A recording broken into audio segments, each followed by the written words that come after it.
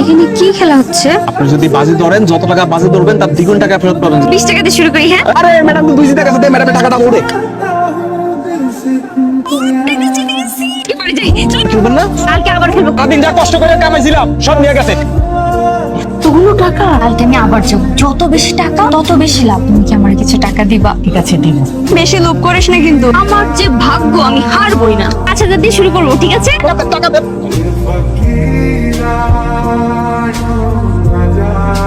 30,000, আন্টির দেয়া 20,000, সব শেষ। এই যে আপনার গলার চেন আছে, কানের দুল আছে, আপনি এগুলো তো বাজি লাগাইতে পারেন। এসব করবি না। এই যে আমরা দিচ্ছি। দেখেন, আমি জানছিলাম আমার সব শেষ। সব টাকা আমাকে হয়ে গেছে।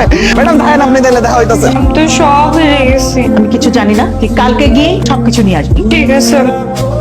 আগামী 2-3 মাস একদম নিজা জমিদার হলে বসে রাখলাম। আমার এই মায়ার প্রতি একটা মায়া জমে গেছে। কেন জানি মনে হচ্ছে দুনিয়াটা ঘুরে ঘুরে গেছে। আমি একটু কম কথা বল দেখি। আপনি এখানে আর আমি আপনাকে সব জায়গায় খুঁজে বেড়াচ্ছি। জি ম্যাডাম। এখন আপনি আমার সবকিছু আমাকে ফেরত দেন। সম্ভব না। আপনি আমার গহনাগাটি আর 20,000 টাকা ফেরত দেন। তার জন্য আপনার 1 মাস আমার লগে ঘুরতে হইব। জীবনের প্রথম কোনো মেয়ের সঙ্গে রিক্সায় চড়তেছি, ঘুরতে খুব ভালো লাগতেছে। পুলিশ আইতেছে, ফালান দুয়ারা সব সদস্য এখানে। আমরা জানি দুজন মিলে টাইম পাস করতেছি। চল। আপনার জন্য আজকে আমার এই অবস্থা। মেয়েটাকে একটু সাবধানে রাখবেন, বাসায় নিয়ে যান। চল। আসসালামু আলাইকুম স্যার। যেটুকু মান সম্মান ছিল তার সব গেল। আজকে তুই ওর থেকে চেয়ে আনবি কিন্তু। ঠিক আছে। আপনি আসছেন, আমার সব জিনিসপত্র আমাকে ফেরত দেন। শর্ত তো ভাঙা যাবে না। না, শর্ত আপনি পকেটে হবে।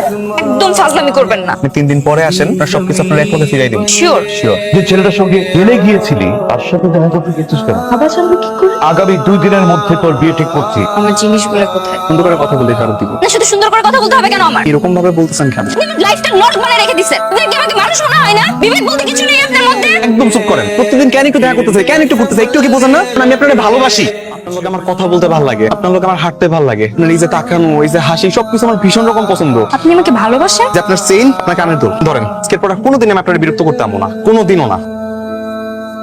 আমার বিয়ে ঠিক হচ্ছে। আজকের পর থেকে আপনি কোনোভাবে আমার সাথে কোনো রকম যোগাযোগ করার চেষ্টাও করবেন না। আমার বিষয়টা একটু ভাইবা দেখা যায় না? আপনার মতো একটা বখাটে ভবঘুরে ছেলের সাথে কোন বাবা তার মেয়েকে বিয়ে দিতে চাইবে? আমি একটা লেখাপড়া জানা ছেলে, মানে? চাকরির জন্য ঘুরে বেড়াইতেছি। একটা চাকরি যদি হয়ে যেত তাহলে হয়তো আপনার আমার নিজের পর চাওয়ার একটা সুযোগ থাকতো। আমি আসি আজকে। এখানে বললাম নতুন ম্যানেজার এসেছে। প্রমোশনের ব্যাপারটা যদি একটু বুঝিয়ে বলেন। চলুন তুই। আমি কোনো সঙ্গে আলাদা করে কথা বলি, চিনতে পেরেছেন? চিনতে পেরেছি, কিন্তু যাই হোক, এইসব কথা রাখি। আমি তাহলে আসি স্যার। শুনুন না, আপনার কাছে আমার একটা চাওয়া আছে। কি লাগবে? আসলে আমি আপনার মেয়েকে অনেক বেশি পছন্দ করি, আমি ওকে বিয়ে করতে চাই।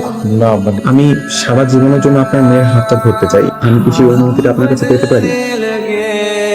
गिरने संभलने लगे जब से